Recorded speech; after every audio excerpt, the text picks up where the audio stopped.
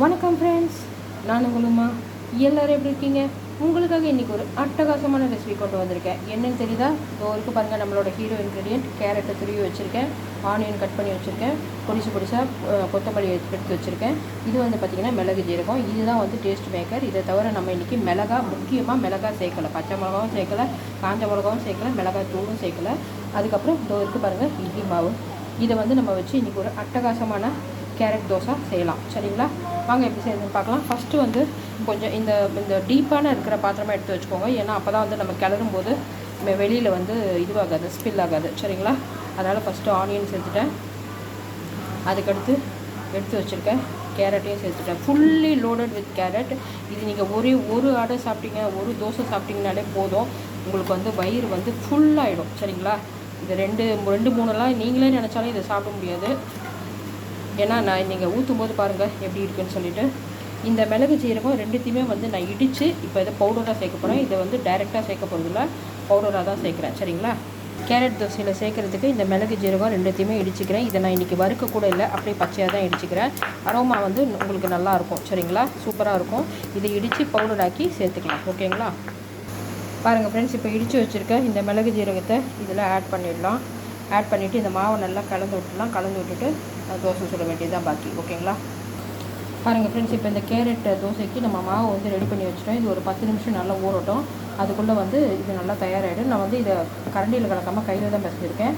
எதனாலன்னு கேட்டிங்கன்னா, அந்த கேரட்டோட சாறு, அந்த வெங்காயத்தோட சாறு, கொத்தமல்லியோட சாறு, இஞ்சி, அந்த இது இருக்கு இல்லையா, மிளகு சீரகம், அதோட அந்த வாசனை எல்லாமே வந்து அந்த மாவில் அப்போ தான் இறங்கும். ஸோ இறங்குச்சுன்னா அந்த என்ன சொல்கிறது, ஃபுல்லி லோடட் அந்த கேரட் தோசை ரெடியாக வரும்போது நமக்கு வெறுமனை இதுக்கு சைட் டிஷ்ஷே தேவைப்படாது, வெறுமனை இந்த தோசையை சாப்பிட்லாம். சரிங்களா? பாருங்கள் ஃப்ரெண்ட்ஸ், இப்போ இந்த கேரட் தோசையை நார்மல் தோசை மாதிரி மெல்லிசாக இல்லாமல் கொஞ்சம் தடிமனாகவே ஊற்றிக்கலாம். சரிங்களா? ரொம்ப இது பண்ணிங்கன்னா ஸ்ப்ரெட் பண்ண வேண்டாம், இப்படியே இருக்கட்டும். இப்போ நம்ம அந்த போட்ட ஆனியன் எல்லாமே வந்து நல்லா வெந்துடும். இது வந்து நான் இன்றைக்கி வதக்காமல் தான் செஞ்சுருக்கேன். ஆயில் ஊற்றிட்டு க்ளோஸ் பண்ணி வச்சிடலாம்.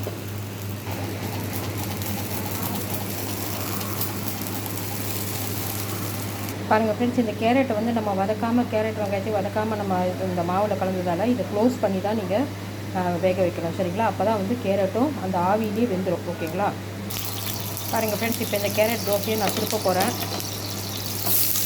அவ்வளோதான். எவ்வளோ செவந்து இருக்குது பாருங்கள். நமக்கு இப்போ எல்லோரும் சொல்கிற மாதிரி அந்த குளுட்டோன், ரெட்டினால் எல்லாமே இந்த கேரட் பிடிக்காதவங்களாம் இந்த மாதிரி சேர்த்து கொடுத்தா நல்லா சாப்பிட்லாம். நம்மளோட ஸ்கின்னுக்கு, ஹேருக்கு, anti ageing properties, anti cancer properties எல்லாமே இதில் இருக்குது.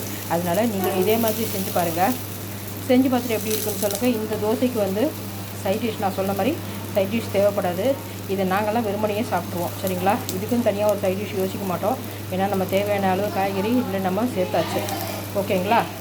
ஸோ நீங்களும் இதே மாதிரி செஞ்சு பாருங்கள். செஞ்சு பார்த்துட்டு எப்படி இருக்குன்னு கமெண்ட்ஸில் சொல்லுங்கள். உங்களுக்கு மாசாக நீங்கள் மறக்காமல் லைக் பண்ணுங்கள், ஷேர் பண்ணுங்கள், சப்ஸ்கிரைப் பண்ணிக்கோங்க. Tata, bye bye, take care.